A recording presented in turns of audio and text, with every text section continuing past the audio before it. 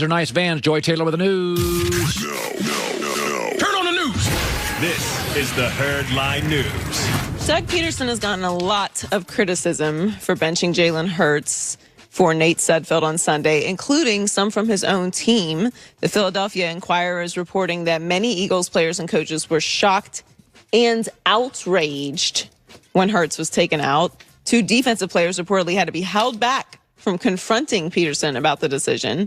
And center Jason Kelce, along with another offensive starter, approached Pederson for an explanation for the move. Miles Sanders talked about it today. He said, man, if I'm being honest, nobody liked the decision. Nobody. All right, That's thank all you. I can say, really. I don't know who was the main person behind that decision. All I know is that a lot of the people on the team were confused. Yeah, by the way, all these supporters of the Eagles, hey, Pederson had told people, well, he didn't tell the players.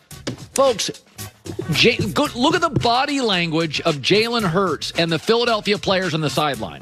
The body language, I mean, you go on a date, you go for a job interview. Body language tells you a lot. If you watch the sideline reactions to the move, they were all like, I mean, Jalen Hurts was like the side eye. He was like, what, this isn't right. That quote's from Sports Radio WIP.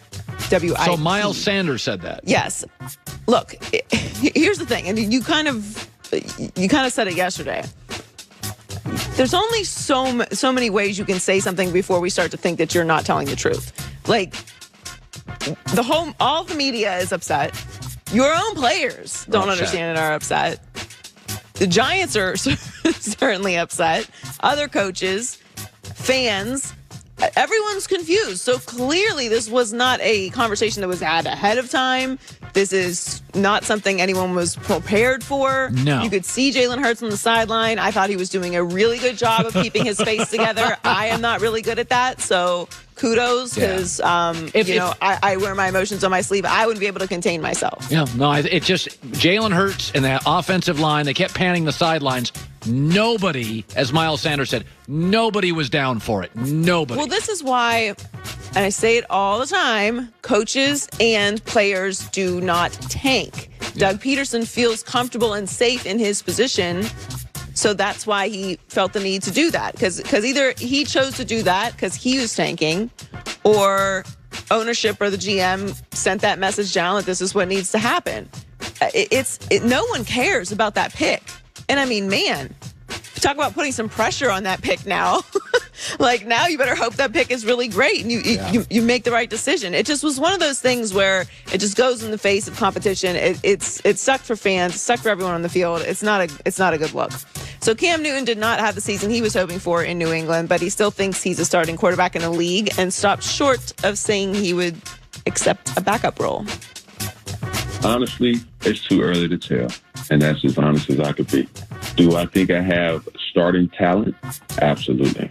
Do I think a lot of things that I've done were devalued in not the team's perspective, probably the media's perspective? Absolutely. I understand that if given the opportunity, there is nobody better than me. Well, the market will decide. It won't really be Cam's decision. Right. Teams will call his agent and say, we want you. So, well, it'll be similar to what happened before he came to the Patriots. Right. Like, I felt like there was a market for him. I felt like he could still play. But the NFL is going to decide that. Now, I mean, just going down that list with Bucky a few minutes ago of how many teams need quarterbacks, there's not that many quarterbacks in the draft. So, so while those teams all may like to take a quarterback, I don't know if all those teams are spending a first-round pick on the quarterbacks that are available. I mean, you get down to 4, 5, 6, like you're taking massive risks there. And you also have in the first round. You also have a bunch of aging quarterbacks, Breeze and Ben and Rivers, and there's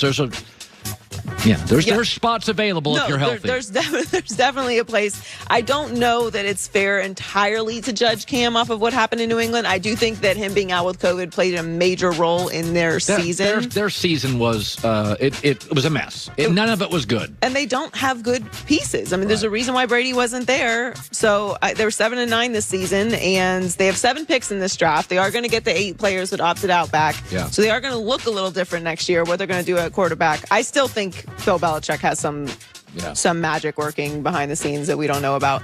So the Bills are red hot right now, entering the playoffs on a 6-game win streak. So not many people are giving the Colts a chance, but Frank Reich is embracing the underdog mindsets. Pressure is not on us. We should be in there. We should be loose. We should be aggressive. We should be freed up to just play our best game of the year against a really good football team. No one's going to, in reality, no one's going to give us a chance. The Bills are favored by 6.5, according to Fox Bet. You have the Bills as the top team in herd hierarchy. They're blowing everybody out. Like, they're not even in competitive games They right are now. rolling, and this feels like a recipe for disaster for the Colts. This is a big game for you. Yeah, if I lose, I get the mustard gun the following Monday or Tuesday. Not great. Yes, so this is a big-time stakes in this Bills-Colts game. Good stuff, Joy, with the news. Well, that's the news. And thanks for stopping by. The Herd Lie News.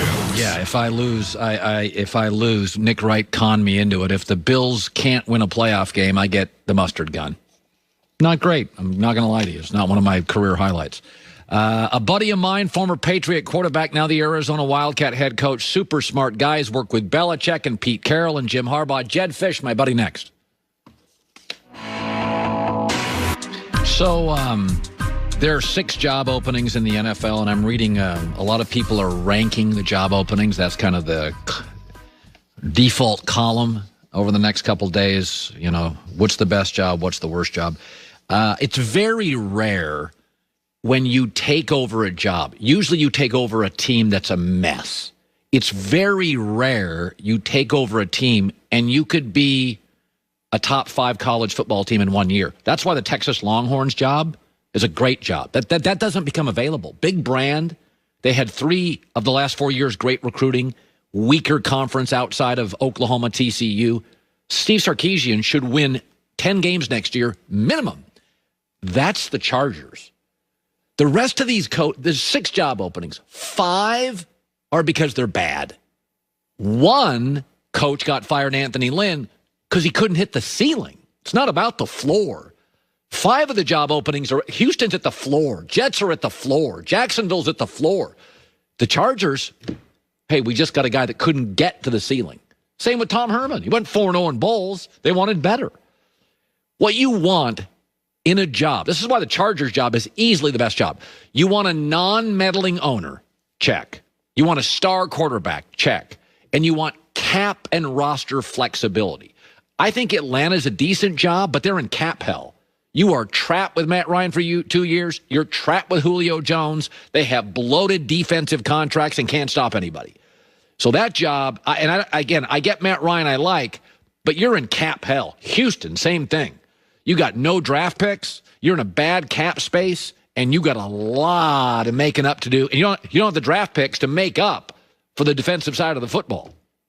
So Jacksonville's got Trevor Lawrence. What else? When's the last time in your life you said, Jags, great job? Hasn't been a great job. I mean, Tom Coughlin for about an hour made it look like a good job, but it's not a great job. I can work around everything.